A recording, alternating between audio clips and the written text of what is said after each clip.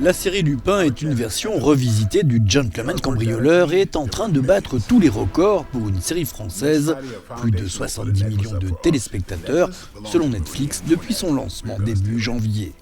Avec dans le rôle titre Omar Sy, un admirateur moderne d'Arsène Lupin, imaginé par Maurice Leblanc au début du XXe siècle, sa petite fille a vu la série.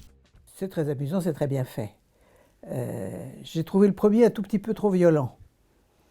Le second est plus calme, plus dans l'esprit de ce que faisait Maurice Leblanc. Mais évidemment, il est modernisé, il n'est plus dans son contexte, donc c'est difficile de comparer.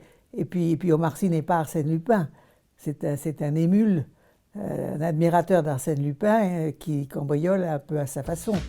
70 millions, c'est fou, a tweeté Omar Sy. Je suis si fier que Lupin soit la première série française à avoir un tel succès international.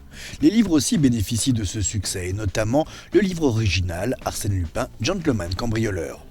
On a très vite constaté que la série avait boosté les ventes de bouquins, puisque le livre qu'on voit très régulièrement dans les mains d'Omar Sy et de son fils dans la série est déjà épuisé, en rupture de stock. Donc on attend la réimpression et en attendant, nous, pour suivre un petit peu le mouvement et profiter de ce que la série peut avoir d'incitative auprès des jeunes, on a recommandé tout un tas de livres.